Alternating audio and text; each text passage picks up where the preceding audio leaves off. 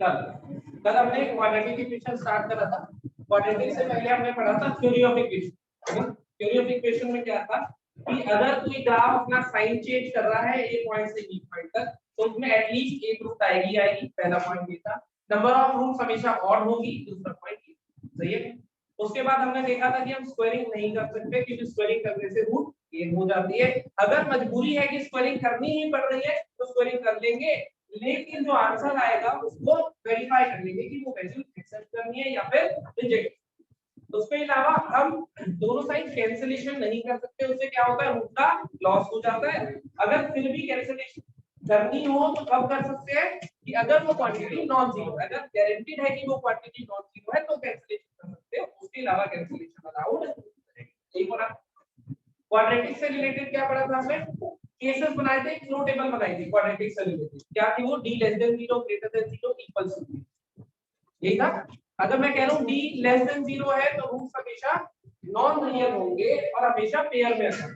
p plus minus आए होगा। क्यों ऐसे दिखाई दे? अगर इक्वल टू 0 है तो रूट्स इक्वल होंगे और वो क्वाड्रेटिक का फैक्टर स्क्वायर हो जाएगा। उस फैक्टर a * x - अल्फा का स्क्वायर। ये लिखा। उसके अलावा d ग्रेटर देन 0 में रूट्स रियल और डिस्टिंक्ट होंगे। उसके फर्दर केसेस बनाए थे। क्या थे वो फर्दर केसेस? कि d हमारे पास परफेक्ट स्क्वायर है या फिर नहीं है। अगर d परफेक्ट स्क्वायर है तो रूट्स हमारे पास रैशनल है। गलत। a b c का रैशनल होना जरूरी है। वो जो कंडीशन लिखी थी वो जरूर याद रखना। वो पेपर में क्वेश्चन ऐसा ही देता है, मान लो which of the following is correct और नीचे चार ऑप्शन दिए और एक ऑप्शन में ऐसे दे दिया for a quadratic ax² + bx + c = 0 where is a is non-zero, roots are rational if d is a perfect square। तो क्या कहेंगे, ट्रू या फॉल्स? फॉल्स। क्योंकि d परफेक्ट स्क्वायर होने से रैशनल की कोई गारंटी नहीं है जब तक abc रैशनल नहीं है। अगर abc रैशनल है उसके बाद d परफेक्ट स्क्वायर हुआ तो हम क्या कहेंगे कि हमारे पास रूट्स है। और अगर ABC रैशनल है और D परफेक्ट स्क्वायर नहीं हुआ तो रूट्स इरैशनल है। इरैशनल रूट भी हमेशा पेयर में होते हैं। तो अगर वो मुझे कहता है कि रूट्स पेयर में अगर करे हैं तो मैं क्या करूंगा, या तो वो इरैशनल रूट्स का केस हो सकता है या फिर वो इमेजिनरी मतलब नॉन रियल रूट्स का केस। इतना क्या सही है। उसके बाद कुछ क्वेश्चन भी देखेंगे। fx * gx वाला कांसेप्ट भी देखा था कि उसके रूट्स पे आ जाते हैं। उसके एक क्वेश्चन तुम्हें होमवर्क देंगे, ऐसा ही था। अब जो फ्लो टेबल बनाई थी हमने उसके आसपास एक नोट बना के लिखना कंडीशन फॉर इंटीग्रल रूट्स।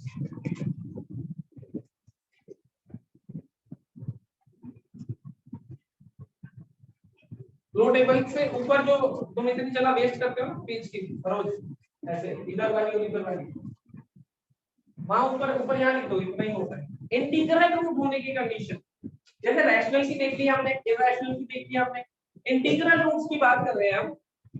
देखो जरा इंटीग्रल रूट्स के लिए -b + √d अपॉन 2a ऐसा है। तो integral is a subset of rational. Rational के अंदर आए तो वहां से जो फ्लो टेबल है d हमारे पास परफेक्ट स्क्वायर तक, तो मैं सेम कंडीशन लिखता हूं कि d is a perfect square. ये तो होना ही चाहिए। अगर d परफेक्ट स्क्वायर नहीं होगा तो रूट तो हट नहीं पाएगी, रूट ही नहीं हटी तो आएगा इंटीजर। सही बात है। तो d परफेक्ट स्क्वायर a की value 1, b and c belongs to a। अगर मेरे पास a की वैल्यू 1 हो जाती है, b और c इंटीजर्स हो जाते हैं और d परफेक्ट स्क्वायर हो जाता है तो रूट्स हमेशा क्या होंगी? Integral roots. तो रूट्स हमेशा कैसी होंगी? इंटीग्रल। इंटीग्रल मतलब इंटीजर 1 2 3 -1 0 जो भी आंसर आए। तो जैसे अगर कोई मुझे कहता है कि a b c रैशनल हो गए और d परफेक्ट स्क्वायर हो गया तो रूट्स कैसी होती है? ABC रैशनल हो गए और D परफेक्ट स्क्वायर हो गया, रूट्स कैसी होती है? रैशनल। ABC रैशनल और D परफेक्ट स्क्वायर, रूट्स कैसी होती है? रैशनल। इंटीग्रल के लिए क्या कह रहे हैं? A मान होना चाहिए, B और C इंटीजर होने चाहिए और D हमारे पास परफेक्ट स्क्वायर होना चाहिए। अगर ये सारी कंडीशन सेटिस्फाई होती है तो रूट्स कैसी मिलेंगी? गारंटेड है कि रूट्स इंटीग्रल। इतनी बात समझ आ गई? ये अलग से लिख देना, कई बार वो इंटीग्रल रूट्स पे भी पूछ लेता है।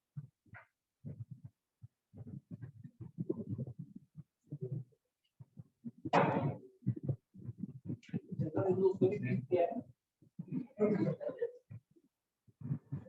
जाएगी बस साइज देख लो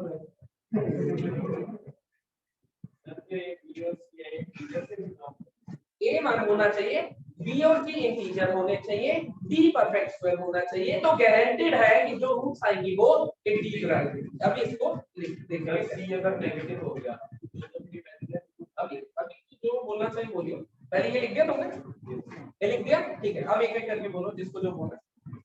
रूट ऐसी दिखाई देती है कि x की वैल्यू आती है -b plus minus root of b square minus 4ac by 2a। हाँ हिमांशु बोल क्या मतलब होगा खुद ही। अब बोलो भाई कोई किसी और को कुछ कहना। अब तुम मुझे ये बताओ कि मैंने कहा ये कंडीशन सेटिस्फाई हो रही है सारी, क्या गारंटी है कि रूट इंटीग्रल है? मतलब कैसे ऑब्जर्व करें कि रूट पक्का कैसे कि मैंने तो लिखवा दिया, लेकिन ऑब्जर्व कैसे करें? क्या प्रूफ है कि भाई गारंटेड है कि रूट इंटीग्रल लिया रूट आने तो यही से। तो अगर ये कंडीशन हो गई और ये कंडीशन भी फुलफिल हो गई तो इसका मतलब ये जो है इंटीजर बनना चाहिए। ऑब्जर्व करके देखो, ऑब्जर्व कर पा रहे हो कि ये इंटीजर बन रहा है हर सर्कमस्टेंसेस में जिसमें ये वैलिड है। देखो सामने कर पा रहे हो तो कैसे बताना, समझ के पूछा क्या करें। इस कंडीशन में हम कह रहे हैं इंटीग्रल आएगी पक्की बात, इसका मतलब हम कह रहे हैं कि जो राइट साइड है ये एक इंटीजर बनेगी। तो तुम्हें ये ऑब्जर्व करना है कि इसके कॉरस्पॉन्डिंग राइट साइड इंटीजर कैसे बने।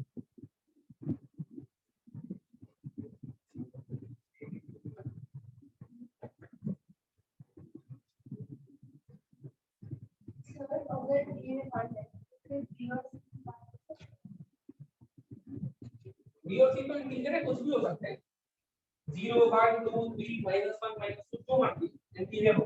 A1 होना चाहिए, B और C इंटीजर, D परफेक्ट होना चाहिए। अगर ये सेटिस्फाइड है तो इंटीग्रल रूट साइड ये हमने लिखा है। अब हम इसको ऑब्जर्व करेंगे कि इससे ये आ कैसे रही है। तो A की वैल्यू मान है, ये गारंटेड है, तो x की वैल्यू क्या बनी -b plus minus root of b square minus 2c by 2 ऐसा। अगर न्यूमरेटर इवन बन गया तो x की वैल्यू इंटीग्रल है, सही बात। अगर न्यूमरेटर इवन बन गया, इवन नंबर बाय 2 सॉल्व कैसे लिखेंगे, सही बात है। इसका मतलब मुझे सिर्फ इतना ऑब्जर्व करना है कि ये इवन बन जाए। अगर ये इवन बन गया तो काम बन जाए, अगर ऑड बना तो ऑड बाय 2 इज रैशनल, तब मैं इंटीजर नहीं कह सकता, लेकिन इवन बाय 2 को इंटीजर कह सकता हूं। तो मैं क्या चाहूंगा कि इवन बने, ठीक है। अब देखते हैं इवन बनने के लिए क्या कंडीशन होगी।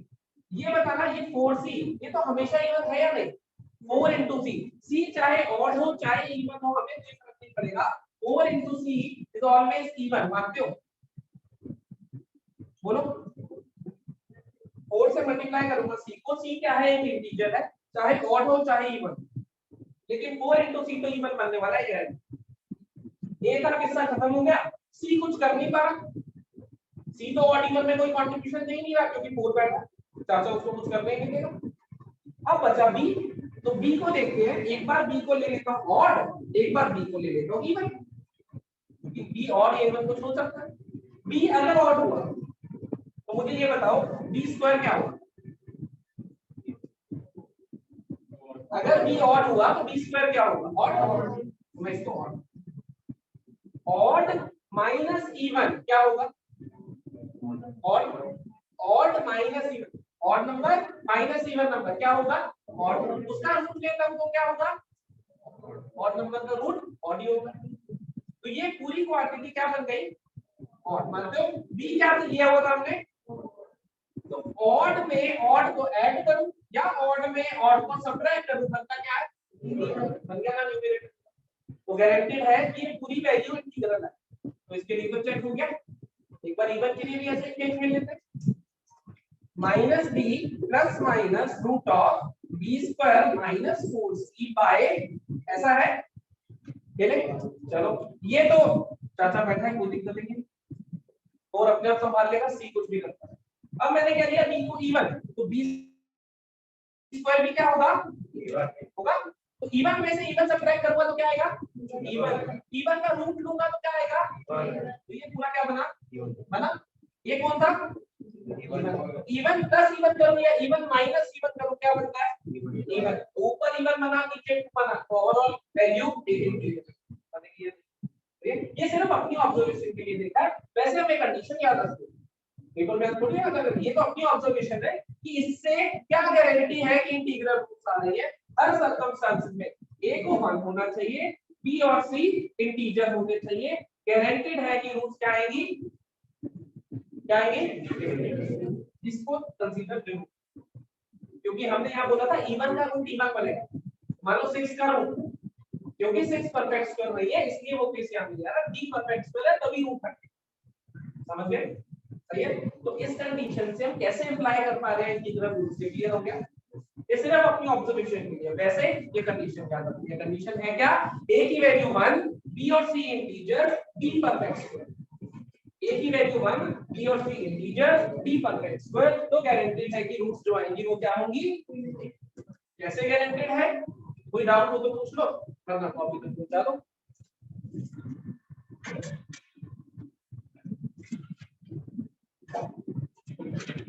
कोई डाउट हो तो पूछ सकते हो।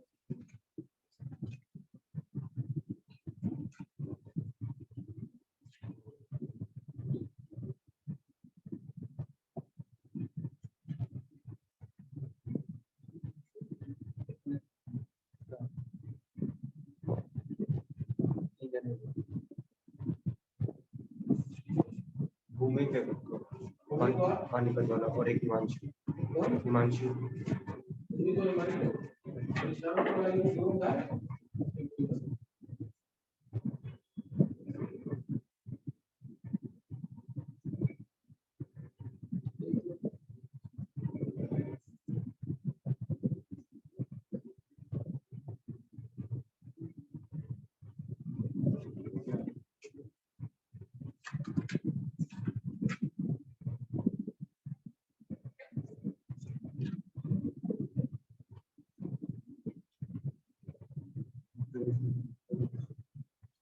ऑब्जर्वेशंस भी लिखने के ऑब्जर्वेशन लिख लो, ऑब्जर्वेशन वाला पार्ट भी लिखो, काम भी आता है क्वेश्चन।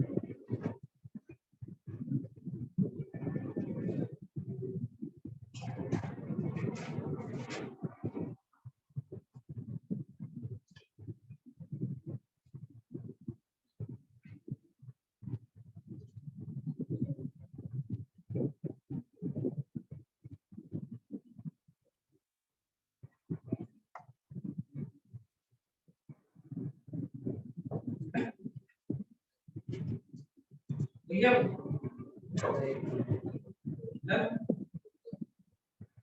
तो रुका हूं, मैं तो जा रहा हूं।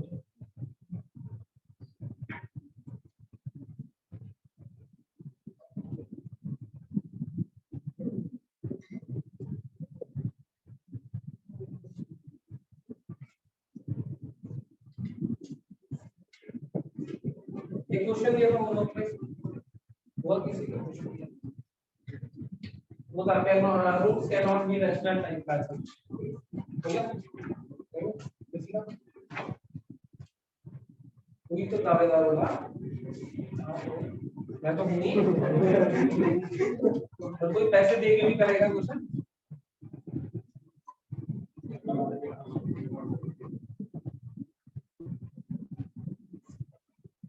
तो काफी लोग कोर्स करना है, नहीं से पाँव लग गया था, ठीक है, तो आपको समझा एक बात लगा तो मैं गलती सर पाँव की मैं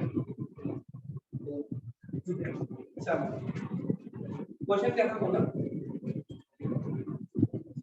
ABC are odd integers, A B C odd integers हैं, then prove that ax square plus bx plus c ax square plus bx plus c equal to 0 cannot be rational।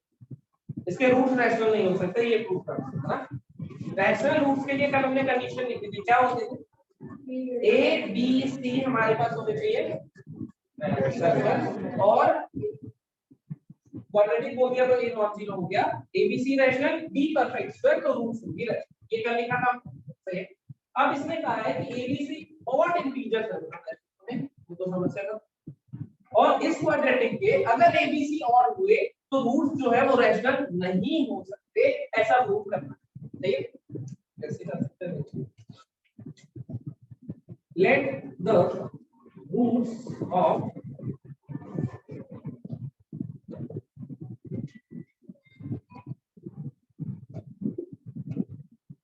let the roots of ax square plus bx plus c for given circumstances abc की जो condition given है उसके लिए मैंने ले लिया कि roots rational है। और इसमें अगर कोई कॉन्ट्रडिक्शन आ गई तो बाय कॉन्ट्रडिक्शन हम कह देंगे कि रूट्स इरैशनल। ऐसा कर रहे हो तो अगर मैंने कहा रूट्स रैशनल है, मैंने मान लिया इसके रूट्स रैशनल है, इस दिस इंप्लाइज कि d जो होगा वो परफेक्ट स्क्वायर होगा या नहीं? अगर मैं कह रहा हूं उसके रूट्स रैशनल है, ये लेके चलो आगे कॉन्ट्रडिक्ट कर देंगे कहीं, लेकिन फिलहाल के लिए अगर रूट्स रैशनल है तो b परफेक्ट स्क्वायर होगा, ये तो गारंटी है, मानते हो? ठीक है, d discriminant is b square minus 4ac। मैं मान लेता हूं ये परफेक्ट स्क्वायर है d का स्क्वायर, सही है। Discriminant is b square minus 4ac और हम कह रहे हैं रैशनल की वजह से कि वो परफेक्ट स्क्वायर होगा तो वो d का स्क्वायर, सही है। तो दिक्कत तो नहीं इसमें, इसको लिखे रखते हैं फिलहाल। अच्छा ये बताओ b क्या था, ऑड या इवन? ऑड। a और c तो कुछ कर नहीं सकते, चाचा बैठी है ना, तो d पे कमेंट करके बताओ ऑड होगा कि इवन? ऑड। d पे ये ऑड है, ये इवन है, odd minus even is odd, तो d का स्क्वायर ऑड है तो b भी क्या रहा होगा? तो इसमें ऐड कर देता हूं कि d भी ऑड है, a b c और d, b जो हमने लिए वो भी ऑड, सारे ऑड है, कहीं जरूरत पड़ी तो यूज कर, सही है। इसमें कोई डाउट तो नहीं? कैसे लिखा है ऑड? ये ऑड ये इवन, ऑड माइनस इवन क्या होता है? तो इसको ऑड, सही। अब यहां से इसको इधर डालो तो ये बना b square minus d square equals to 4ac, ऐसा बना। इसमें a क्या है? ऑड, c क्या है? Odd, b odd, d a b c d सारे ऑड, सही है। दो ऑड नंबर्स के स्क्वायर का difference is always a multiple of 8, किसने सुना? दो ऑड नंबर्स के स्क्वायर्स का difference is always a multiple of 8, किसी ने सुना है? नहीं सुना? मतलब 9 में देखिए आरटी में है, वैसे ही अगर किसी ने करी तो ये पढ़ा नहीं है, कहीं तो है पूरी करिए ऑल। वो ऑलमोस्ट वाले में ही रहेगा बस तेरा जो एक दो तो मुझे पता नहीं आरटी में है कि नहीं, वैसे बोल देता तुम्हें भी नहीं पता मुझे तो मैं कह रहा हूं मैं असल कह देता हूं आगे क्या तुम्हें पता एक आधा कह देता हां तुम सारा मुझे सच्चाई बतानी पड़ेगी, मुझे नहीं पता है कि नहीं आगे बड़ी कल आके निकालो। नहीं, मेरे को पता भी नहीं करना क्यों मैं अपने आप को झूठा साबित करूं। b स्क्वायर, अच्छा ये बता दो ये ऑड है, ये तो पता है ना। दो ऑड्स के स्क्वायर का डिफरेंस मैं प्रूव कर दूंगा, ठीक है। एग्जांपल मान लो मैंने कहा कि ऑड का स्क्वायर माइनस ऑड का स्क्वायर, देखना मल्टीपल ऑफ 8 आ रहा है, यस सर आ रहा है मल्टीपल ऑफ 8, ऑड का स्क्वायर माइनस ऑड का स्क्वायर मल्टीपल ऑफ 8 आ रहा है, यस ऑड का स्क्वायर माइनस ऑड का स्क्वायर मल्टीपल ऑफ 8 आ रहा है। दो ऑड नंबर्स का square is always a multiple of 8, सही है। अब मैं इसको प्रूव कर देता हूं, पहले इसको यूज कर लो, प्रूव बात करो, पहले क्वेश्चन कंप्लीट कर लिया। तो मैं क्या कह रहा हूं, दो ऑड नंबर्स के स्क्वायर का difference is always a multiple of 8, मतलब 8 का मल्टीपल, 8 है कुछ ऐसे, सही बात है। और राइट हैंड साइड को देखो 4 तो है, ये ऑड है, ये भी ऑड है, क्या ये कभी 8 का मल्टीपल हो पाएगा? 8 का मल्टीपल होने के लिए नंबर के पास कम से कम एक 4 और एक 2 होना चाहिए, 4 और 2 मिला के ही 8 में मल्टीपल हो। 4 तो दिख रहा है, 4 तो दिख रहा है, लेकिन वो दोनों ऑड होने की वजह से किसी के पास भी 2 अवेलेबल नहीं, तो right hand side is not a multiple of 8, but left hand side is always a multiple of 8। क्या ये दोनों कभी बराबर हो सकते हैं? बराबर नहीं हो सकते। तो ये d कभी परफेक्ट स्क्वायर हो सकता है? नहीं हो सकता। d परफेक्ट स्क्वायर नहीं हो सकता तो रूट्स कभी रैशनल हो सकती हैं? हमने कॉन्ट्रडिक्शन से प्रूव कर दिया कि रूट्स कभी रैशनल। समझ गए? लिखना मत कभी 2 मिनट पहले मैं इसको प्रूव कर दूं कि अगर तुम्हें नहीं पता कि भाई दो और नंबर के स्क्वायर का डिफरेंस सॉल्व का मल्टीपल ऑफ 8। देखो कैसे प्रूव करो।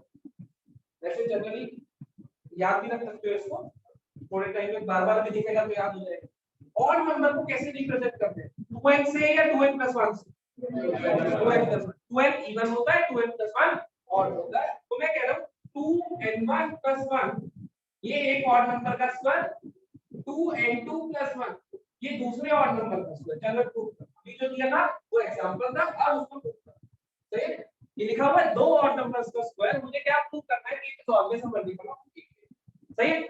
स्क्वायर ओपन कर लेते हैं या फिर एक काम करते हैं a square minus b square लिखा है, क्या बनेगा? a plus b, 2a minus b, a plus b is 2n1 + 1 plus 2n2 + 1 a plus b, a minus b is 2n1 + 1 minus 2n2 + 1 a minus. सही है? a plus b 2 a minus यही बनेगा। लिखता हूं क्या बनेगा? 2n1 + n2 + 1 2 कॉमन ले लिया। 2n1 था, 2n2 था, 2 बन रहा था तो 2 तो बाहर ले लिया। इधर क्या बन रहा है? 1 तो शहीद हो रहा है। n1 - n2 इसका भी एक 2 बाहर आएगा तो यार 4 लिख लो, कोई दिक्कत नहीं। एक 2 इस ब्रैकेट से बाहर आया क्योंकि 2n1 + 2n2 + 2 बन रहा था। एक यहां पे बन रहा था 2n1 - 2n2 तो एक 2 यहां से बाहर आया 4। इसमें तो कोई दिक्कत नहीं। All good. अब फिर से वही बात है, 4 तो बाहर मिल गया। अगर इन दोनों में से किसी ने 2 दे दिया तो क्या बन जाएगा? Multiple of 8। लेकिन ये डिपेंड कर रहे हैं किस पे? n1 और n2 पे। अब n1 और n2 और या इवन कुछ भी हो सकते हैं। मैं क्या करूं? इसलिए लेते हैं अगर n1 और ये n2, ठीक है, क्या केस बन सकते हैं? Odd odd, even even, odd even, even. इसके अलावा तो कोई है नहीं। सेम साइन या ऑपोजिट साइन ऐसे भी। अगर ऑड ऑड या इवन इवन हुए तो बताना ये ब्रैकेट इवन नहीं होगी। यस अगर दोनों ऑड हुए तो भी सबट्रैक्ट करके इवन बनेगा, दोनों इवन हुए तो भी सबट्रैक्ट करके इवन बनेगा। सही बात है? तो 4 बार है ही, 4 को एक इवन नंबर से मल्टीप्लाई करूंगा। इवन नंबर अपने साथ 2 तो रखता ही है। 4 को 2 से करा क्या मिल गया? इन दोनों नीचे वाले दो केसेस में एक ऑड है एक इवन है। एक ऑड और एक इवन ऐड होके क्या बनाता है? एक ऑड और एक इवन ऐड होके क्या बनाता है? ऑड। एक ऑड और इवन ऐड होके ऑड, उसमें वन ऐड कर दिया तो दूसरे केस में ये इवन बन गया। पहले केस में ये इवन बना था, इसमें 2 दिया था। दूसरे केस में ये इवन बन गया, इसमें 2 दे दिया। तो हर केस में इस 4 को एक 2 तो और मिल रहा होगा। तो अगर एक 2 मिल रहा है और है ही तो मैं इसको 8 का मल्टीपल कह सकता हूं। यस और नो? हम क्या कहते हैं? दो ऑड नंबर्स का square is always a multiple of 8। समझ गए? दो ऑड नंबर्स का square is always a multiple of. ये वैसे जनरली पता होता है, वैसे भी याद रहेगा, हमसे रहेगा दो ऑड नंबर्स का square is always a multiple of. सही है? इसको हमने डायरेक्ट क्यों, ये क्वेश्चन इतना ही है। सही है? लेकिन अगर ये नहीं पता था तो पहले ये भी नोट करना है तुझे। समझ गए? ये समझ आ गया तुझे? इसमें कोई डाउट? नोट करो, नोट करते हुए कोई डाउट आए तो बता दो जल्दी से जल्दी से। अच्छा, इसमें सोचना कैसे है? इस टाइप के क्वेश्चन में समझ आ रहा? पक्का? देखो एक्सप्लेन कर लेना, कोई भी डाउट है पूछ लेना।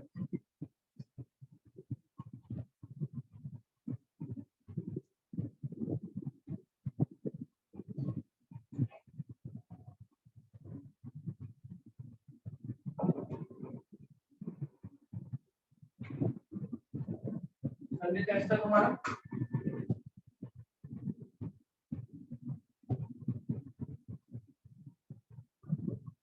इसमें पूरा बेसिक मैथ्स आएगा और डिफरेंशिएशन भी आएगा, मतलब क्वाड्रेटिक नहीं आएगा।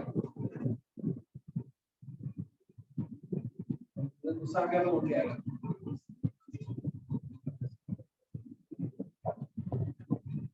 गुस्सा आ गया तो दिन का स्क्रीन हो गया ऐसा सुना एग्जाम बहुत तेज है। अगर किसी ने टेस्ट नहीं दिया वो भी ज्यादा गुस्सा आ जाएगा। उसका मोबाइल लेके रखूंगा आप किसी ने फोटो पहले एक मोबाइल इधर आते हैं बस ऑलरेडी। तो एक काम करूंगा इस कमरे में मोबाइल की दुकान खोलूंगा सस्ते में तुम्हारे पास तुम्हें भेज दूंगा। देखो भाई फटाफट से नोट करो कोई डाउट हो तो बता दें।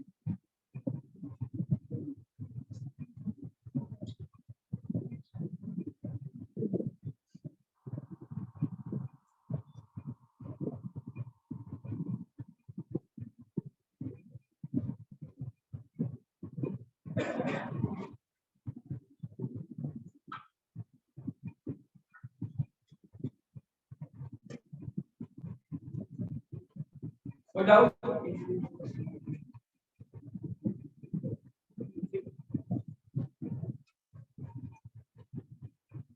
धन भाई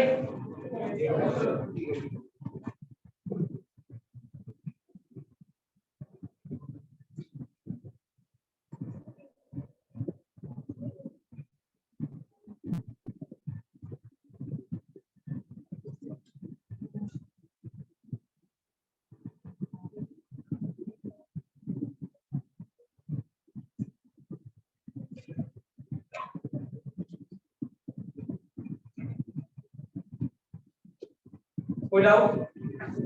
ऑल गुड?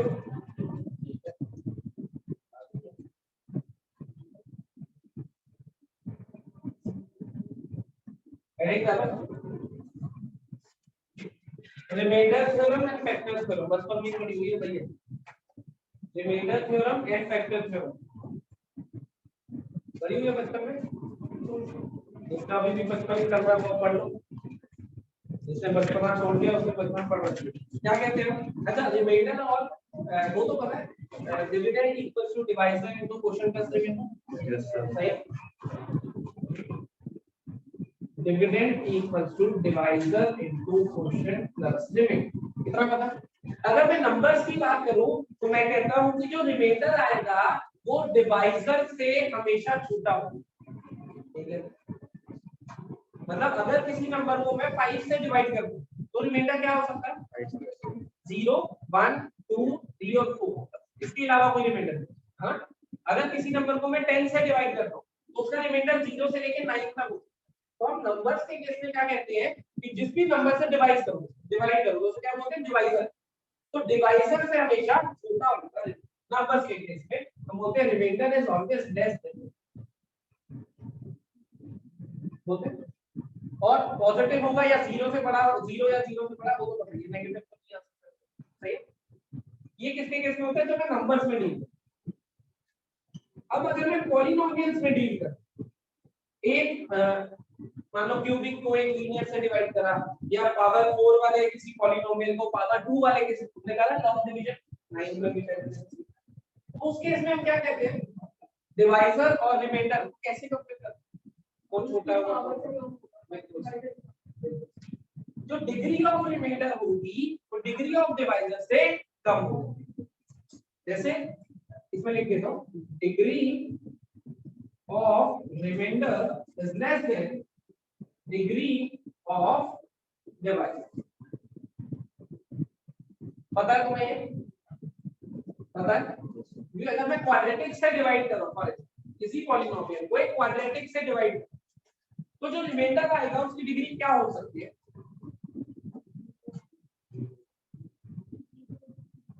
अगर मैं किसी पॉलिनोमियल को मैं डिवाइड कर रहा हूं क्वाड्रेटिक से यहाँ पे क्या लिखेंगे डिवाइजर क्वोशिएंट यहाँ पे आ जाएगा रिमाइंडर। तो इस रिमाइंडर के बारे में क्या कह सकता हूँ कि इसकी डिग्री क्या हो सकती है जो भी डिवाइजर होगा उससे कम। इसकी डिग्री 1 हो सकती है और या फिर 0। डिग्री 1 को हम प्यार से क्या बोलते हैं लीनियर। डिग्री 0 को प्यार से क्या बोलते हैं कांस्टेंट। कांस्टेंट मतलब जैसे 5 लिखा हुआ है 5 × x⁻0 डिग्री क्या हो गई 0 तो इसको क्या बोलते हैं कांस्टेंट। कांस्टेंट फंक्शन का मतलब डिग्री 0, लीनियर फंक्शन का मतलब डिग्री 1, क्वाड्रेटिक फंक्शन का मतलब डिग्री 2, क्यूबिक का 3x। सही है? तो ये पॉइंट ध्यान रखना, क्या है, degree of remainder is always less than the degree of divisor. अगर डिवाइजर की डिग्री 3 है, मान लो क्यूबिक से डिवाइड, तो रिमाइंडर क्या हो सकता है, क्वाड्रेटिक, लीनियर या कांस्टेंट। इससे कम रहे तो यहाँ पे आ सकता है क्वाड्रेटिक, लीनियर या फिर कांस्टेंट। समझ गए इतनी बात? सही है? पक्का? समझ गए? तो इनको पता है, वो भी लिख दो एक बार।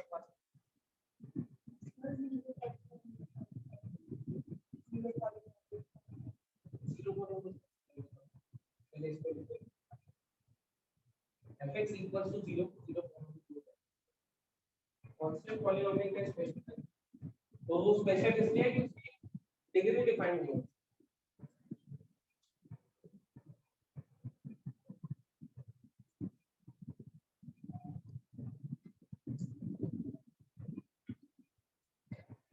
अगर नंबर्स में बात करूं तो रिमाइंडर हमेशा डिवाइजर से कम होगा। अगर फंक्शंस में बात करूं, मतलब पॉलीनोमियल्स में बात करूं, तो डिग्री ऑफ रिमाइंडर हमेशा डिग्री ऑफ डिवाइजर से कम। ठीक है? ये बहुत बेसिक सी चीज है, पता ही नहीं है, नहीं पता तो अपने रिवाइज जरूरत पड़ेगी पीछे। सही है? अब सुनो, रिमाइंडर थ्योरम की जिसकी हम बात कर रहे थे, या फैक्टर थ्योरम की, ये भी तुमने पहले पढ़ा हुआ। क्या होता है बोलो? देखो रिमाइंडर थ्योरम क्या कहता है, सुनो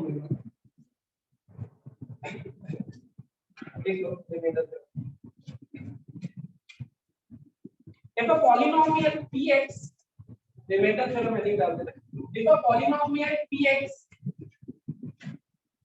if a polynomial px, ये मतलब p of x is divided by a factor x minus alpha. If a polynomial px is divided by a factor x minus alpha, then the remainder is given by, बोलो, p of alpha. Then the remainder is given by p of alpha. याद तो तुमने करा है ये पहले 9th में 10th में दोनों क्लासेस में करा करेगा, याद आ रहा है? वो क्या कह रहा है, if px is divided by x minus alpha, then its remainder is given by p of alpha. कैसे लिखा मैंने ये, पहले इसका प्रूफ देखते हैं। Dividend equals to divisor into quotient, quotient भी कुछ x में आया होगा, इसको फंक्शन ऑफ प्लस रिमाइंडर, ऐसा ही है। डिवाइजर की डिग्री 1, तो रिमाइंडर की डिग्री 0, उससे कम होगी ना। डिवाइजर की डिग्री 1, तो रिमाइंडर की डिग्री 0, मतलब कुछ कांस्टेंट आया, इसलिए मैंने फंक्शन ऑफ x नहीं लिखा, कांस्टेंट है। अब मैं क्या कर रहा हूं, इस इक्वेशन में x को डाल रहा हूं अल्फा, क्या डाल रहा हूं, x को अल्फा। इधर क्या बनेगा, p ऑफ अल्फा, ये क्या बनेगा 0 प्लस r है, r देखो रिमाइंडर क्या सिंपल है, x अल्फा के इक्वल, ये तो डिवाइजर है, तो अल्फा कुछ भी, अल्फा कुछ dividend equals to divisor into quotient plus remainder, it is always valid, it is always valid. तो क्या x इक्वल्स टू अल्फा के लिए वैलिड होगा, तो मैं अगर x को अल्फा डालता हूं तो बना p of alpha equals to r, और यही इस थ्योरम में कहा है कि p of alpha is remainder. सही है? अब इसकी एप्लीकेशन कैसी है ये देख लो, अब इसकी एप्लीकेशन कैसी है ये भी देख लो। अगर उसने कहा कि कोई पॉलीनोमियल है x की power 4 minus 3x cube plus 2x square minus x minus 3 मान, इस पॉलीनोमियल को मैं डिवाइड कर रहा हूं x माइनस 2 से, फॉर एग्जांपल, तो रिमाइंडर बता सकते। तो हमें क्या करना है, लॉग डिवीजन करने की जरूरत नहीं, क्या करो, इसको इक्वल टू 0 रख दिया, x की वैल्यू कितनी आई 2, x की वैल्यू 2 डाल दो, बना 2 की पावर 4 माइनस 3 into 2 का क्यूब प्लस 2 into 2 का स्क्वायर माइनस 2 माइनस 3, ये जो डॉट लगती है ये मल्टीप्लाई होती है। अरे जान के दोनों अलग अलग लगाइए ताकि पेपर में तुम कर लो फिर 2 पॉइंट का स्क्वायर कर दो तो ये इतना कॉम्प्लिकेटेड फिगर 2 into 2 तो ये आया 16 minus 3 into 8 plus minus 2 minus 3 कर लो ना बताओ पेपर minus 1 5 ये रिमाइंडर आ गया कोई डिवाइड करके देखना चाहे तो बस ये भी देख लेना सही है। मान लो यहाँ पे फैक्टर होता x + 5 तो मैं क्या करता x + तो 0 रखता x की वैल्यू आती -5 इसमें सब्स्टिट्यूट कर देता बोला तो उसने क्या कहा कि अगर px एक पॉलिनोमियल है आप x - अल्फा से डिवाइड कर रहे हो तो यहाँ से इसको 0 रख के जो x की वैल्यू आ रही है क्या आ रही है अल्फा उसको पॉलिनोमियल में सब्स्टिट्यूट करो तो मेरे रिमाइंडर मिलता है ठीक है। अभी मैंने बोला इसमें अगर x + 5 होता तो वैसे ही x + अल्फा होगा तो सिंपल। और ये बात जब मैं ये लिख रहा था तब भी तूने इसके काम में बोली अगर x + अल्फा उसी को सुन के मैंने x + 5 किया मैं समझ आया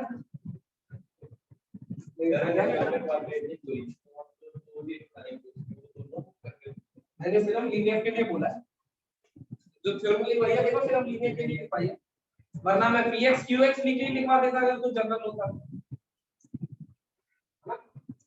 अरे क्वेश्चन करेंगे तो फिर कैसे होगा क्वाड्रेटिक में क्यूबिक का करेंगे छोटे मोटे काम नहीं करते क्लियर है भाई थ्योरम क्लियर है। इसी के साथ फैक्टर थ्योरम बनी होगी क्या कहता है फैक्टर थ्योरम अगर x - अल्फा से डिवाइड करने पे रिमाइंडर 0 आता है तो x - अल्फा उसका फैक्टर होगा रिमाइंडर 0 का मतलब क्या होता है परफेक्टली डिवाइड हो गया और डिवाइड हो गया मतलब वो फैक्टर तो दोनों सेम ही चीज होती है। तो पहले ये लिख लो फिर मैं फैक्टर थ्योरम भी लिखवा देता रिमाइंडर थ्योरम फैक्टर एक ही चीज है वो लिख दो बस घुमा फिर आगे इसको लिख दो पहले ये एग्जांपल भी लिख लेना यहां से x के इसको 0 रखो x की वैल्यू यहां डालो सीधे मिल जाएगा हमें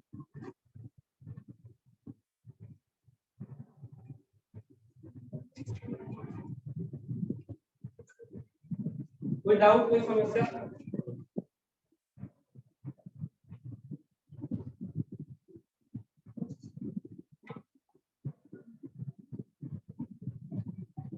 ठीक है फैक्टर थ्योरम में लिख लो फिर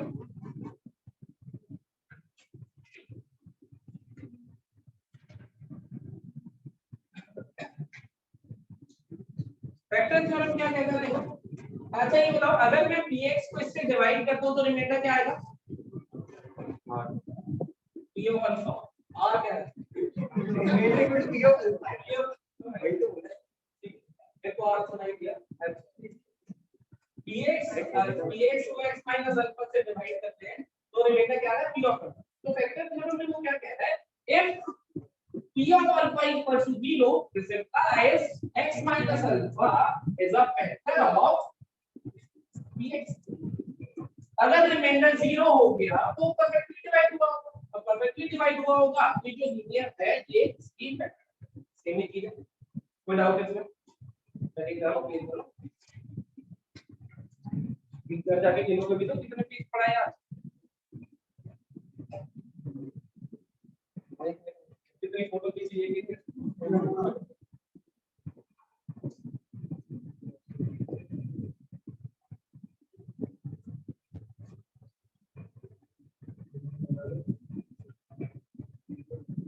आपको चीज भी देखो मैं जैसा मर्जी सलूट कर वो देखो मारेगा बाद में चलो चलो जल्दी जल्दी देखिए अगर p ऑफ अल्फा 0 है तो हम क्या कहते हैं x - अल्फा फैक्टर होगा अब इसमें क्वेश्चन कैसे आएंगे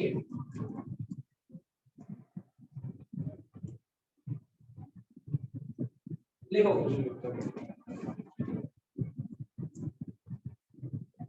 if the expression ax to the power 4 plus bx cube if the expression ax to the power 4 plus bx cube minus x square plus 2x minus x square plus 2x equal plus 3 ये है। if the expression this has remainder, if the expression this पूरा expression है has remainder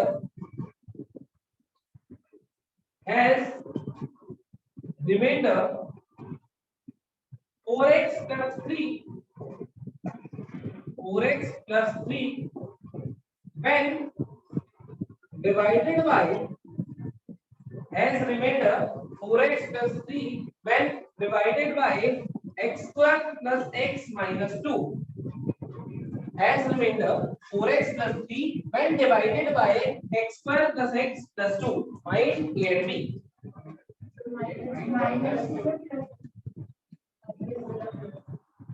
x square plus x minus 2 जो लिखा हुआ भाई find a and b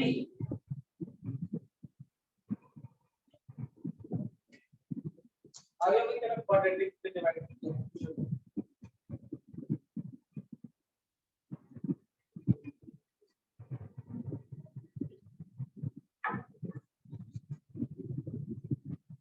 जल्दी से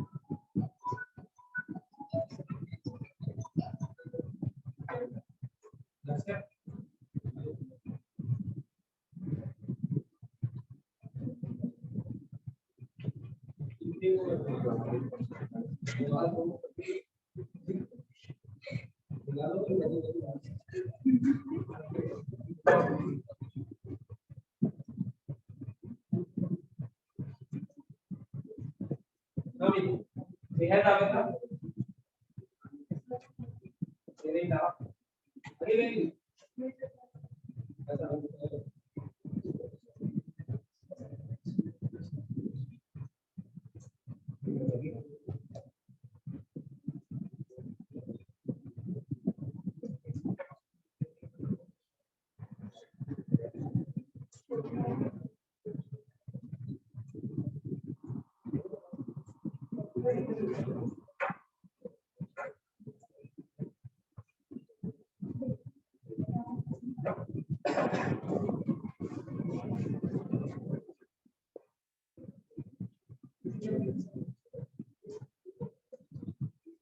गलती है सल्फर में क्या है पानी में अभी इतना बुरा जमाना आएगा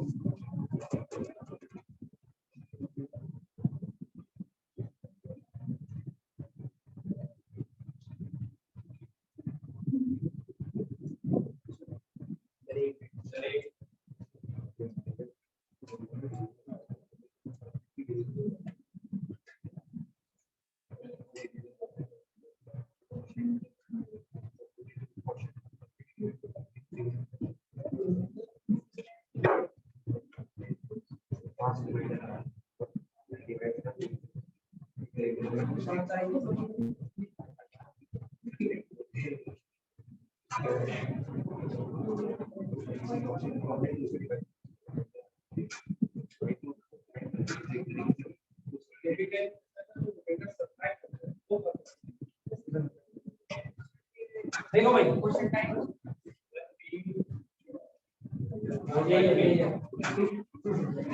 कितना 4/3 b a कुछ दावेदार कितने मान कितने नहीं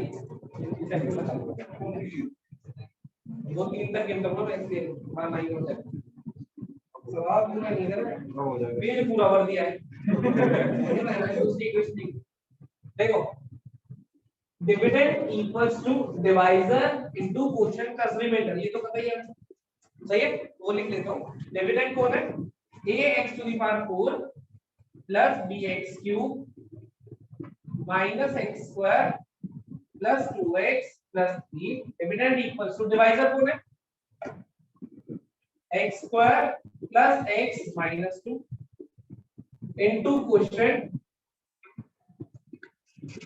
प्लस ये रिमाइंडर लिखेंगे। ऐसा होगा या नहीं बोलो? ये तो पता ही है आपको, dividend equals to divisor into quotient plus remainder. Quotient मान लेता हूं कोई फंक्शन ऑफ x, सही चलिए ना।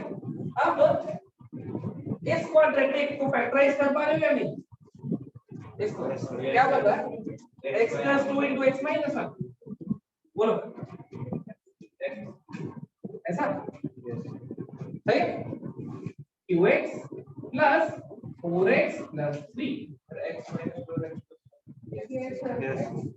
x minus 4x plus 1 अब तुम बोले ना नाराज क्यों हो लो कोई समझ सही है। x plus 4x minus 2 ज्यादा हाई लेवल तो नहीं है समझ क्वाड्रेटिक को फैक्टराइज करना तो मैंने पढ़ाया नहीं है, मेरी गलती है शायद। तो कहो तो मैं पहले देखो आज 4:15 बजे 9th की क्लास में यही पढ़ाना है पेटर्न पे विदाउट एनी एडिशनल चार्जेस आके अटेंड कर 4:15 बजे टाइम में बोला ठीक चल वहां पे ऐसी अच्छा हवा खा कुछ नहीं लो चलो dividend equals to divisor into quotient plus remainder सही है। अब मुझे qx के बारे में कोई इंफॉर्मेशन नहीं है नहीं है तो मैं चाहता हूं ये qx गायब हो जाए। कैसे होगा? जब मैं x को डाल दूं 1 x को 1 डाल दूंगा ये 0 बनेगा जैसे पहले अभी डाला था उसके प्रूफ में अल्फा, या फिर x को डाल दूं तो मैं दोनों कर एक एक करके दोनों डाल दूं। पहले मैं क्या करूं x को डाल दूं 1, क्यों डाल दूं x को 1 समझ आ गया? Yes sir. ताकि ये qx गायब हो जाए। qx के बारे में कोई इंफॉर्मेशन तो है तो उसके कोएफिशिएंट को क्या बना दो 0। तो x को डाला मैंने 1, यहां क्या बना a plus b minus 1 plus 2 plus 3 equals to 0 plus 4 plus 3 पूरे में डालो x को 1 पूरी इक्वेशन में डालेंगे ना ऐसे आगे यहां पे बनेगा 4 into 1 थोड़ा सा और क्लैरिटी से लिख देता हूं 4 into 1 अब कुछ सही है। तो यहां से हमें a और b की एक इक्वेशन मिली, क्या मिली वो equation a plus b equals to बताना इधर 7 बन रहा है इधर 4 बन रहा है जाके सब्ट्रैक्ट होगा 3 ये पहली इक्वेशन बनी a सही बात है। एक बार x को मैं क्या डाल देता हूं दूसरे वाले वेक्टर से x की वैल्यू डाल दी -2 क्या बनेगा a into -2 का पावर 4 प्लस b into -2 का क्यूब माइनस -2 का square plus 2 into -2 plus 3 left side में रहेगा इक्वल्स टू 0 तो -2 डाल के 0 हो जाएगा और इधर बनेगा 4 into -2 प्लस 3। यहां से भी a और b में एक कंडीशन आ रही है अरे तो गाना सिंपलीफाई करके क्या b = 2 ऐसा ये दूसरी कंडीशन आ गई। अब मुझे बताओ a और b में दो कंडीशन लिखी हुई है b की वैल्यू ऊपर डाल a और b में क्या b की वैल्यू को यहां पे सब्स्टिट्यूट कर देता हूं तो आएगा 3a = 3 a की वैल्यू कितनी आ गई 1 a की वैल्यू और यहां डाल देता हूं b की वैल्यू कितनी आ गई सही है। ये चेक कर लेना कंडीशन सही है कि नहीं सिंपलीफाई कर मैं चेक कर लेता हूं a की वैल्यू 1 b की 2 दी है सही सर अपन इसको ऐसे कर सकते हैं ना मतलब ये जो रिमाइंडर है उसको उसमें से माइनस कर देते हैं इसकी फैक्टर से काट के पहले भी तो वही कर रहा है जब ये इधर प्लस में लिखा हुआ है इधर माइनस नहीं सर इतना ही लंबा लंबा वैल्यू वो तुझे सब्ट्रैक्ट करना हां फिर वैल्यू डालनी हां ए बी में तो दो कंडीशन फिर भी आएंगी हां सीधे तो इक्वेशंस तो फिर भी आएगी 1 और 2 तुझे सब्ट्रैक्ट करना वैल्यूज डालनी है और ए बी में कंडीशन निकाल के सॉल्व तीन प्रोसेस करने हैं ठीक है। मुझे वैल्यू डालनी है और ए बी में सॉल्व करना दो करने सब्ट्रैक्ट वाला बचाना है और ये भी इतना बेसिक सब्ट्रैक्शन बेसिक सा क्वेश्चन है करा किसी ने नहीं देखे बेसिक सब्ट्रैक्शन है सब वो मर्जी करना चाहे तो मुझे तो दिक्कत वो तेरी मर्जी है तू इधर से नीचे जाना चाहिए इधर मेरे को कोई दिक्कत नहीं जल्दी जाना चाहूंगा मैं कभी ऑब्जेक्टिव मेरी राय ये है कि जब से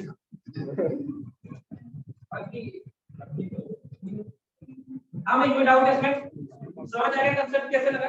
एक एक कर अब क्या था क्वाड्रेटिक थी, क्वाड्रेटिक में दो फैक्टर बने, एक एक करके उनको सब्स्टिट्यूट करा, लेकिन सीधे थ्योरम नहीं लगे क्योंकि थ्योरम किसके लिए थी, लीनियर। हमने रूल वही लगाया dividend equals to divisor into quotient plus dividend, एक एक करके वैल्यू सब्स्टिट्यूट करी, इस क्यूएक्स में कोई रोल आया ही नहीं, रोल किसका आया, डिविडेंड का और रिमाइंडर।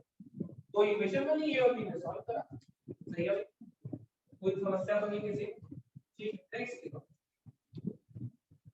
अब इस टाइप के तो कर ही लोगे। अगर मान लो यहाँ पे क्वाड्रेटिक की जगह क्यूबिक दे देता तो वो तीन फैक्टर्स दिख रहे होंगे, एक एक करके तीनों सब्स्टिट्यूट करोगे, ए बी और सी तीन वेरिएबल में कंडीशन आएगी वैल्यू सेम कंसेप्ट में बेस कर लोगे इसमें। अगला क्वेश्चन लिखना जरा। अच्छा मुझे ये बताओ अगर किसी क्वाड्रेटिक की रूट 1 और 2 है, एक रूट 1 है एक रूट 2, तो वो क्वाड्रेटिक कैसे दिखाई देगी, x minus 1 into x minus 2 ऐसा कुछ।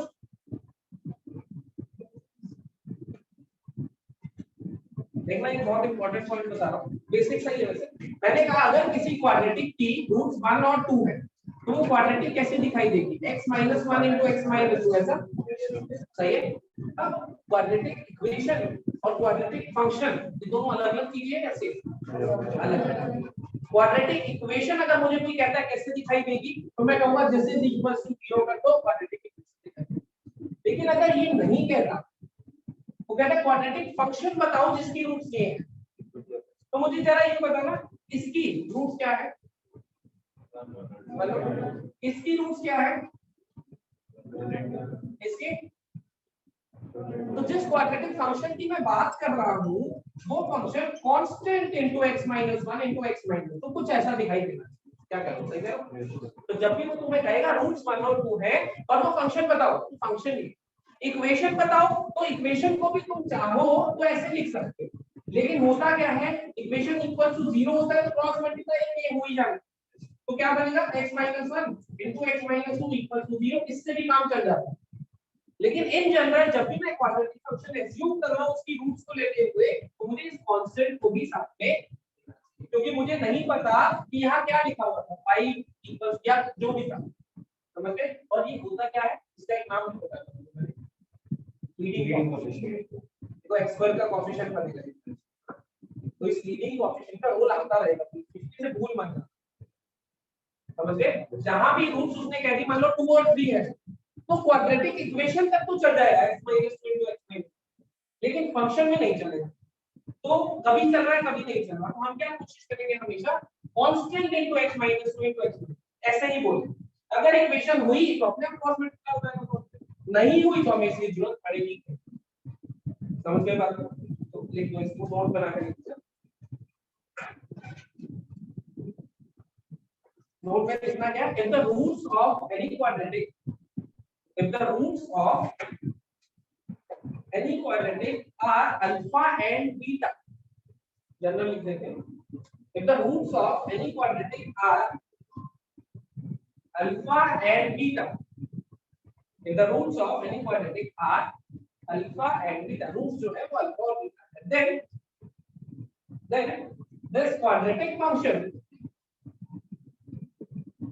then this quadratic function is written as, then this quadratic function, that's the quadratic, जिसके रूट्स अल्फा बीटा है उसकी बात कर रहे हैं, then this quadratic function is written as fx equals to k into x minus alpha into x minus beta। k को बोलते क्या है हम, लीडिंग कोएफिशिएंट का मतलब क्या होता है, सबसे हाईएस्ट पावर का जो, ये नहीं कह रहा हूं सबसे बड़ा कोएफिशिएंट, मान लो ऐसे लिखा हुआ है x² plus 15x plus 30 मान लो, तो लीडिंग कोएफिशिएंट क्या है 1। ऐसे ही सबसे बड़ा कोएफिशिएंट नहीं, सबसे बड़ी पावर का जो कोएफिशिएंट, अगर यहाँ पे 2 लिखा हुआ है लीडिंग कोएफिशिएंट क्या हो जाएगा, तो यहाँ पे देखो ये k जब मल्टीप्लाई करोगे तो x² का कोएफिशिएंट, सही है। और अगर इक्वेशन लिखनी हो तो अगर k के बिना भी लिख दो या k के साथ लिख दो, बात एक ही है, सही है, लेकिन हमेशा कोशिश करेंगे k के साथ, ताकि कभी लिख रहे हैं कभी नहीं लिख रहे हैं हो सकता है गलती से भूल भी जाए, तो हमेशा इसको याद रखेंगे, जरूरत नहीं होगी अपने आप क्रॉस मल्टीप्लाई होगी। समझ गए कि नहीं बात? समझ गए? क्वेश्चन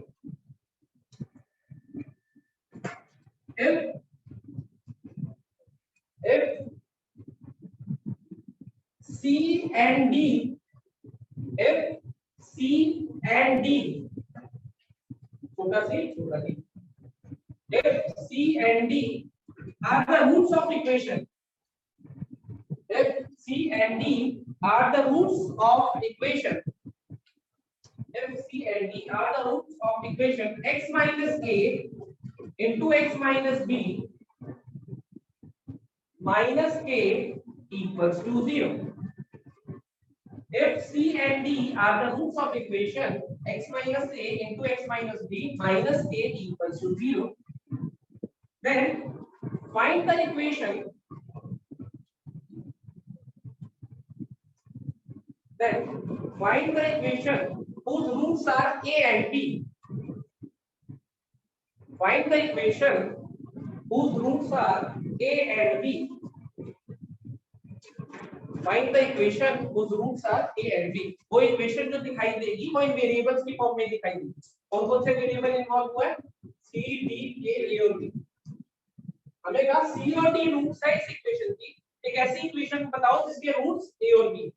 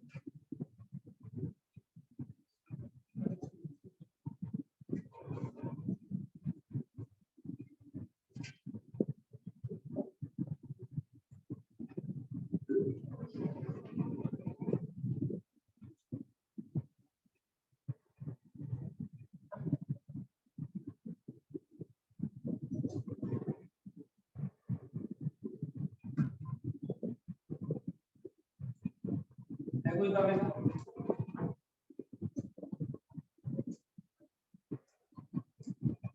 आइडिया नहीं बता सकते हो कि कैसे सोच रहे हो?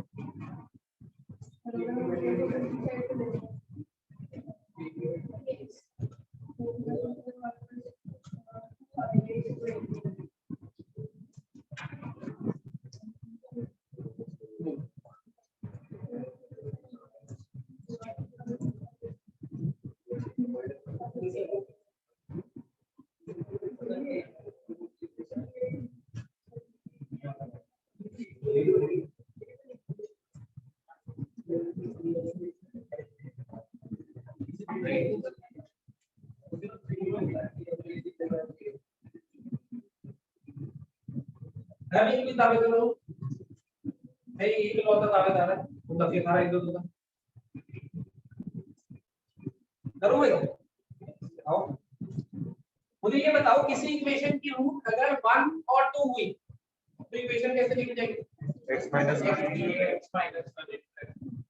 x minus 1 x minus 2। किसी इक्वेशन की रूट 2 और 3 हुई तो a x minus 2 x। किसी इक्वेशन की रूट 5 और 6 हुई तो a x minus 5 x minus 6। किसी इक्वेशन की रूट c और d हुई तो ax minus c। सही है। तो ये जो इक्वेशन है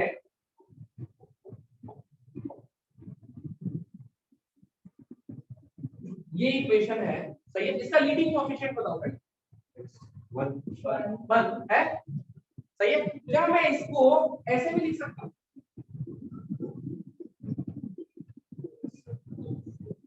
क्योंकि इस इक्वेशन की रूट सी और डी है, तो मुझे लिखना था लीडिंग कोएफिशिएंट इनटू ये दोनों फैक्टर्स, और लीडिंग कोएफिशिएंट तुमने अभी कहा है 1, तो यहाँ पे मैंने 1 लिखा, तो वो दिख नहीं रहा तुम्हें। क्या कहते हैं, किसी इक्वेशन की रूट 1 और 2 है तो क्या कहते थे, x - 1 x - 2 लीडिंग कोएफिशिएंट के साथ। लेकिन लीडिंग कोएफिशिएंट तो मुझे दिख रहा है कि 1 है, तो मुझे उसकी अभी टेंशन लेने की जरूरत नहीं है। तो इस इक्वेशन के उसने कहा कि रूट्स है c और d, तो क्या मैं इसको ऐसे लिख सकता हूँ, बोलो, दिस इज इक्वल टू 0 करके, या नहीं इक्वल टू 0 कर देंगे, बोलो। इस इक्वेशन के रूट c और d थे, तो मैंने लिखा leading coefficient into x - 3 into x - d। Leading coefficient मुझे इस साइड से दिख ही रहा है कि 1 है, तो उसकी दोनों साइड बराबर है, तो तभी सही बात है। अब इसके को बदल लेना, x - a into x - b equals to x - c into x - b plus a, कुछ ऐसा। ये इक्वेशन के रूट्स क्या है, इस इक्वेशन के रूट्स क्या है, क्या पूछा तुमसे, एक ऐसी इक्वेशन बताओ जिसके रूट्स a और b हैं, ये नहीं पूछा। तो ये रही वो इक्वेशन जिसके रूट्स a और b हैं, सो सिंपल। और k को इधर नहीं करने जा रहा था, आंसर आ जाना था। तुमने बोला k को उधर ले जाते, मैं तो खुश होता था, चलो आंसर।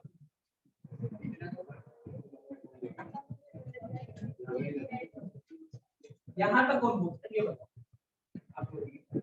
अब नहीं या इसके ऊपर समझ आ गया ये कंसेप्ट, चुनो सा कंसेप्ट है। देखो अब ये क्या है, थोड़ा अलग क्वेश्चन है, ऐसे सिंपल, जिसने पहले देखा होगा वो तो 10 सेकंड में कर देगा पहली बार में, जिसने नहीं देखा होगा वो घूमता फिरता रहेगा, जैसे वो सही होती है तो 10 सेकंड में आता है, तो मैंने 10 से तो ज्यादा ही सेकंड दिए थे मैंने अभी। देखो कोई डाउट हो तो पूछ लो, सिर्फ घुमाया इक्वेशन को, कुछ नहीं करना। उसने कहा इस इक्वेशन के रूट है c और d, तो मैंने लिख दिया इस इक्वेशन को x - c into x - d। k को इधर ले आया, k को इधर क्यों ले आया, क्योंकि मुझे ऐसी इक्वेशन चाहिए जिसके रूट्स हो a और b। वो कैसे दिखाई देती है, x - a into x - b, x - a into x - b को एक साइड रखा, एक साइड क्या है, तो ये कौन सी इक्वेशन है जिसके रूट्स a और b है, ये भी तो बराबर तो नहीं, ये एक ऐसी इक्वेशन है जिसके रूट्स, ओके। अब वो क्या करेगा, ये दे देगा, ऑप्शन दे देगा, ऐसे 4 ऑप्शन लिख दे, उनमें से तुम्हें एक काम करना। कोई doubt,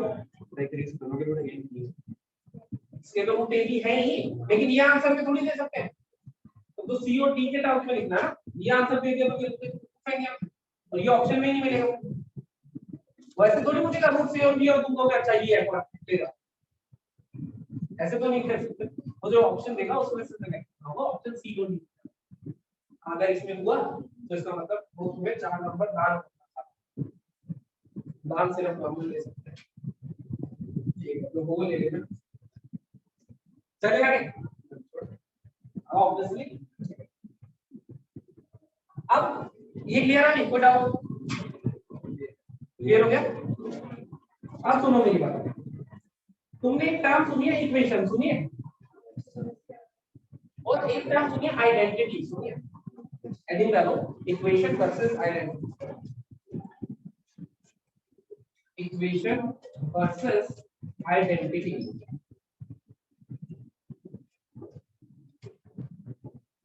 equation versus identity. Equation भी तुम्हारी सुनी हुई टर्म है, आइडेंटिटी भी तुम्हारी सुनी हुई टर्म है, दोनों में डिफरेंस क्या होता है हम ये जानने की कोशिश कर रहे हैं। इसको पता है दोनों में डिफरेंस, इक्वेशन सुना है तुमने जगह जगह पर, आइडेंटिटी भी सुना है, सुना। अब मैं जानना चाह रहा हूँ कि दोनों में क्या डिफरेंस है, क्या सेम से ज्यादा बोलोगे ना, मैं कल से रविकांत सर को, आलोक सर को तीनों पढ़ाएंगे एक साथ, पढ़ लेना है एक टाइम पे एक बोलो, जिसको किसी को नहीं बोलना है तो क्या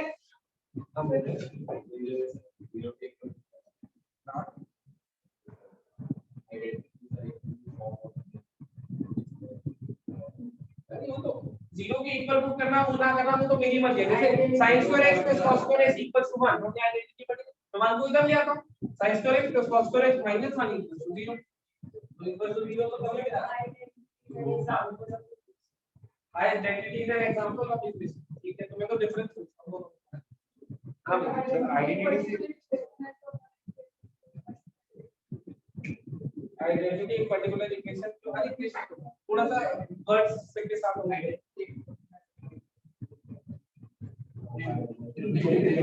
नहीं तो इससे पहले कि मैथ्स की मैथ्स की बता दें। Identity equation is valid for some values of, हमेशा वैलिड नहीं होती, कुछ वैल्यूज ऑफ x के लिए वैलिड होती है, और वो कुछ वैल्यूज फाइनाइट भी हो सकती है, इनफाइनाइट। ऐसा हो सकता है कि इक्वेशन दो चार वैल्यूज के लिए वैलिड है, ऐसा भी हो सकता है कि इनफाइनाइट वैल्यूज के लिए। लेकिन identity it is valid for every value belonging to domain of, अगर डोमेन की बाहर है तो अलग बात। जैसे अगर तुम देखो तो sin square x plus cos square x equals to 1, it is valid for every value of x, हमेशा वैलिड होगी कुछ भी करो, सही बात है।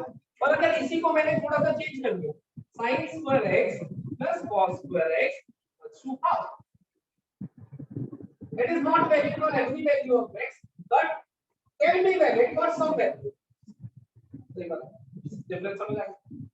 एन इक्वेशन है तो ये भी इक्वेशन इक्वल टू लग गया तो इक्वेशन बन गई, सही बात है। An equation which is valid for every value of x is known as identity. क्या डिफरेंस है दोनों में? ये कुछ वैल्यूज ऑफ x के लिए वैलिड और वो कुछ फाइनाइट भी हो सकते हैं, इनफाइनाइट भी हो सकते हैं। फाइनाइट इनफाइनाइट कैसे कह रहा हूं ये समझ लो।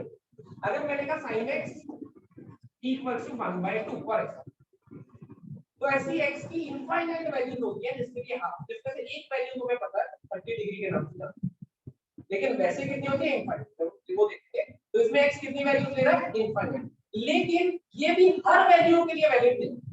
बताओ अगर मैं 60 डिग्री डाल दूं तो वैलिड है, 45 90 नहीं है, इनफाइनाइट वैल्यू के लिए वैलिड लेकिन हमेशा नहीं। लेकिन ये क्या है, हमेशा वैलिड, ऑलवेज। तो आइडेंटिटी इज ऑलवेज वैलिड, सही है दोनों इक्वेशन टाइप की, क्योंकि इक्वेशन का मतलब क्या है कि इक्वल टू लग गया, यही मतलब होता है इक्वेशन।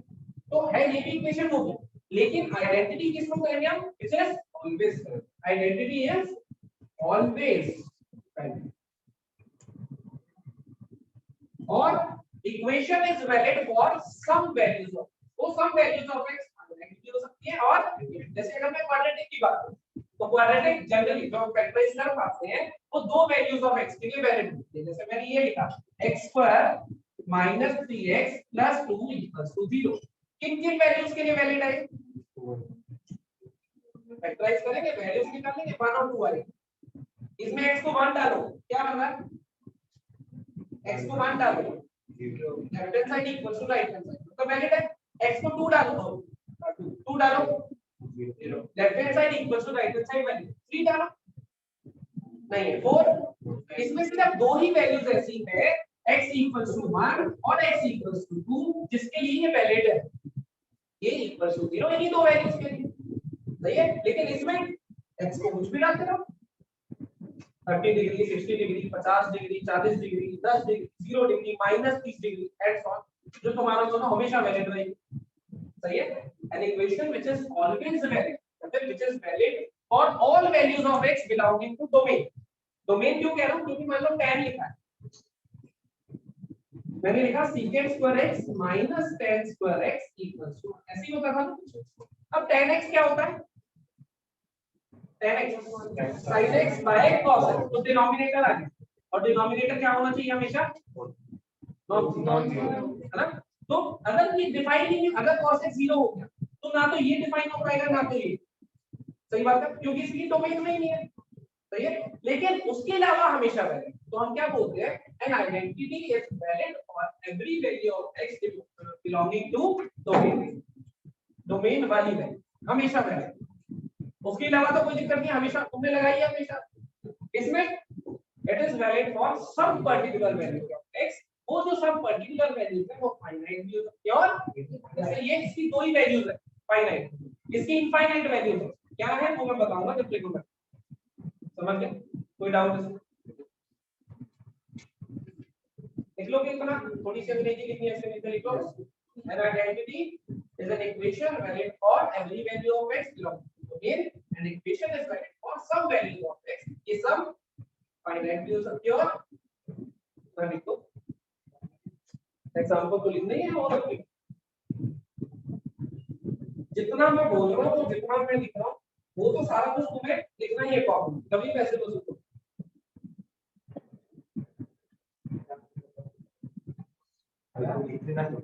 जल्दी जल्दी जल्दी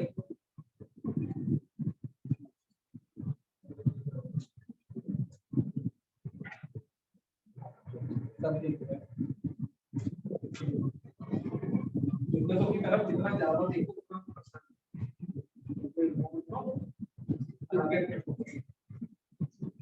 वो डिस्ट्रैक्ट नहीं कर पाएंगे। कहानी में सुनी ना, हमारे जमाने में ऐसे होता था, स्ट्रीट लाइट दूर से पड़ती थी, वो ऐसे बैग सर पे रख के तैर के जाते थे। ये मैंने सुना नहीं, मैं तो तुम्हारे जमाने का ही हूँ, मैं उनके जमाने का हूँ, मैं तो तुम इससे एक दो साल छूटा ही हूँ, मैं तुम्हारे जमाने का ही हूँ। मैं खुद उनसे पूछता हूँ, दिन में पढ़ते थे स्ट्रीट लाइट की, वो तो दिन में तो तैर रहे होते थे। कोई डालो भाई, हाँ मैसेज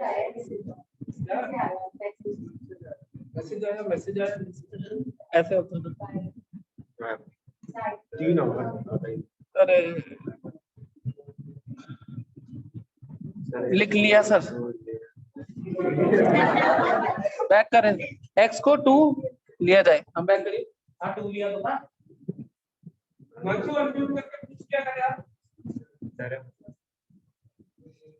चल हटा दो। हिमांशु पूछना है कुछ?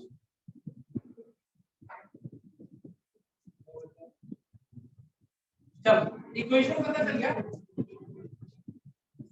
इक्वेशन पता चल गई, आइडेंटिटी पता चल गई। चलिए अब हम क्या पढ़ रहे हैं, इक्वेशन, क्वाड्रेटिक इक्वेशन जो कि ऐसे दिखाई देती है ax² + bx + c = 0। सही है। अब ये जो इक्वेशन है ax² + bx + c, जिसको हम क्वाड्रेटिक इक्वेशन के नाम से जानते हैं, ये आइडेंटिटी भी बन सकती है क्या, कि मैं चाहूं कि आइडेंटिटी बन जाए, ऐसा कैसे होगा? अब कैसे होगा भाई, तो धक्का थोड़ी ना कितना रोज सारी बनेगी। हम क्या करें, अब दो क्वाड्रेटिक है, दो ही लेगा, दो लेगा या कोई नहीं लेगा, नॉन रियल लेगा, ठीक है मान लिया, लेकिन अब जिद है इसको आइडेंटिटी बना के रखा कुछ भी होगा, तो क्या करें, क्या कहते, कुछ नहीं कर सकते, कर जाना जल्दी होता। क्वेश्चन में कहा इसको आइडेंटिटी बनाओ, किस सर्कमस्टेंसेस में ये आइडेंटिटी की तरह बिहेव करेगी, ये पूछा। थोड़ा सा दिमाग चलो, इक्वेशन तो है ये तो मान लिया, लेकिन अब मैं चाहता हूं कि ये आइडेंटिटी बने, बताओ कैसे, क्या करूं, मतलब मैं इसको क्या श्राप दूं कि आइडेंटिटी बन जाए, बताओ।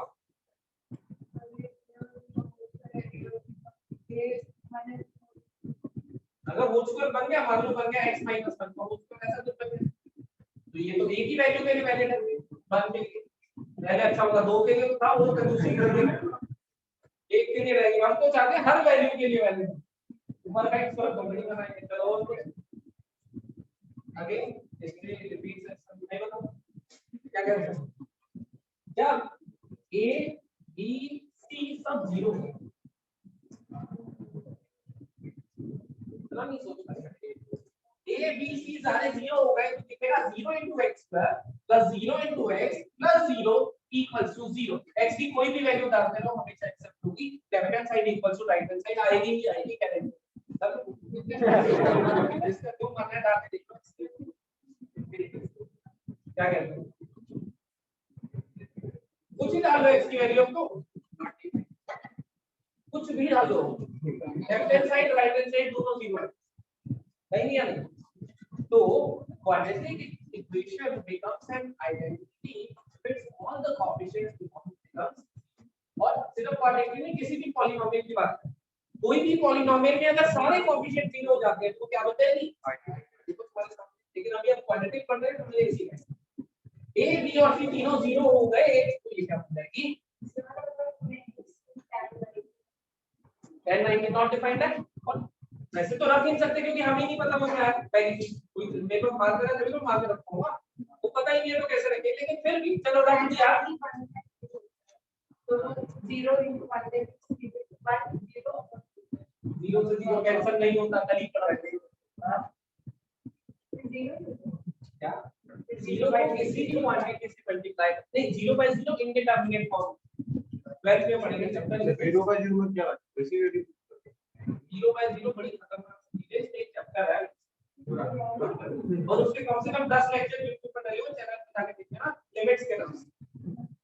वो पहले लेक्चर में 0 by 0 से शुरू होती है, आखिरी लेक्चर तक 0 by 0 चलता है, तो उसको समझ लेंगे। अभी ये समझ लो अगर ABC 0 हो गए तो ये इक्वेशन आइडेंटिटी बन जाएगी, मानते हो इस बात को पक्का? अब इस पे क्वेश्चन तो सोचना जैसे थोड़े फालतू में पड़ जाए, हटा दो इसको। हेलो क्वेश्चन लिखना है जरा, if a square minus 1 into x square, if a square minus 1 into x square, if a square minus 1 into x square plus क्या हो गया? लिखा है कोई नहीं, इसको एक लेयर इसको उतार देंगे पीछे है। if a square minus 1 into x square plus a minus 1 into x plus a square minus 4a plus b equals to 0,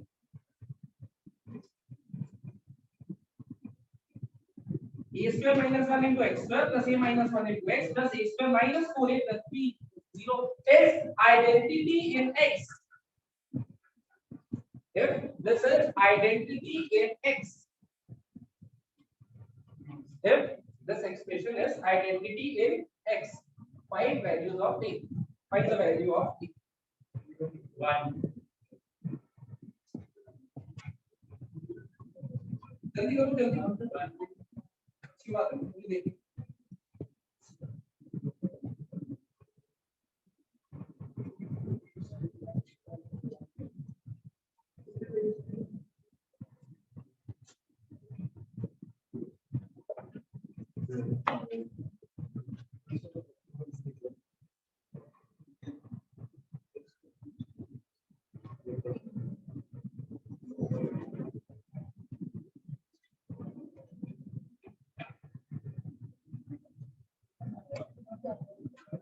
क्या करना है, सारे कोएफिशिएंट उठा के 0 कर दो, अभी तो पढ़ा है, इससे आसान तो कुछ नहीं होता ना, अभी कंसेप्ट पढ़ा है अभी होमवर्क का क्वेश्चन होगा ना, तुमको पता चलेगा।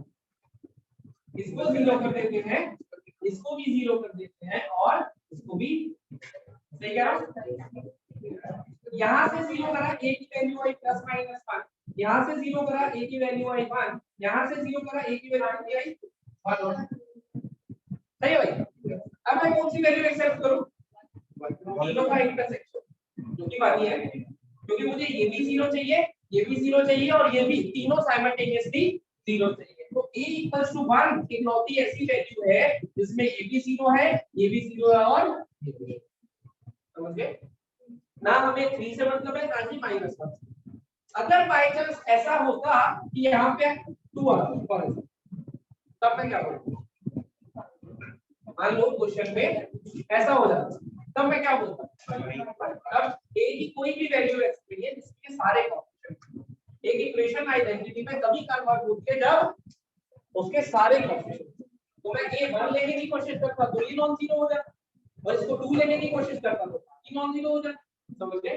तो जो तीनों का इंटरसेक्शन मतलब तीनों में कॉमन वैल्यू आएगी वही हमारा, समझ गए?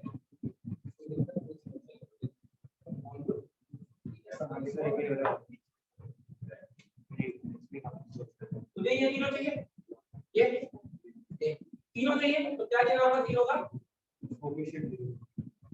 यहाँ से कुछ वैल्यूज आई, यहाँ से भी तीनों का लेना क्या है? इंटरसेक्शन लेना ना। तो मान लो यहाँ 2 लिखा होता, इंटरसेक्शन में कुछ आ ही ना रहा होता, तो कह देते नो वैल्यू ऑफ a, मतलब कोई वैल्यू ऑफ a एग्जिस्ट नहीं करती जिसके लिए आइडेंटिटी, समझ गए? तो लिखना क्वेश्चन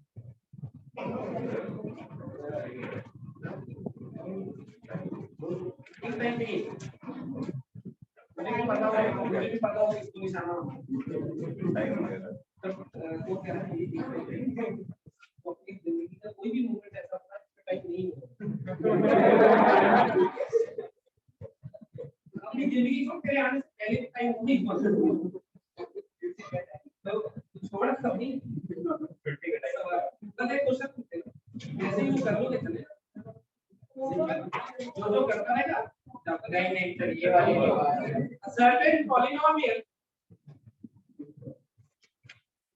certain polynomial px मतलब p of x, a certain polynomial px p of x where x belongs to real, a certain polynomial p of x where x belongs to real,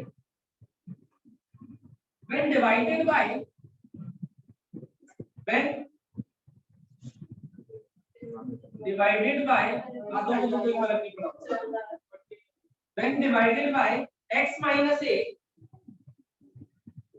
x minus b, x minus c, comma लगा दें, when divided by x minus a, comma x minus b, comma x minus c, leaves the remainder a, b and c respectively मतलब x minus a से divide करा तो reminder a है, x minus b से करा तो reminder b है, x minus c से करा तो रिमाइंडर फाइन। क्वेश्चन हम अभी तक समझ आ गया। उसने कहा एक पॉलिनोमियल px था जिसमें x रियल ही है, उसको x minus a से डिवाइड करता हूं तो रिमाइंडर a आता है, x minus b से करता हूं तो रिमाइंडर b आता है, x minus c से अगर डिवाइड करता हूं तो रिमाइंडर c आता है एकदम। Find the remainder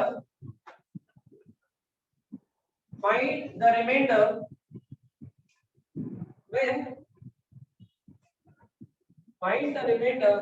px is divided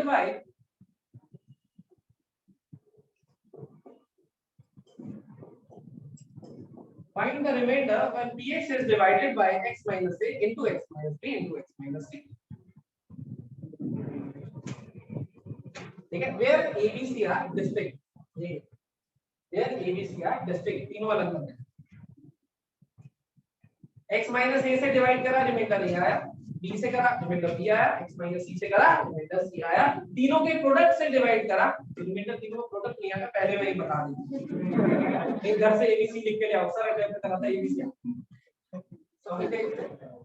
अब मैं क्यूबिक से डिवाइड कर रहा हूं, ये याद रखना, वहां पे सिंगल लीनियर से करा था तो नंबर आए थे कांस्टेंट, यहाँ पे क्वाड्रेटिक भी आ सकता है, लीनियर भी और कांस्टेंट, 1 डिग्री कम का है, कम से कम 1 डिग्री, सही है। अब वो क्या आएगा वो तुम्हें बताना है, जैसे जैसे सॉल्व करते रहोगे वैसे वैसे जाते रहेंगे।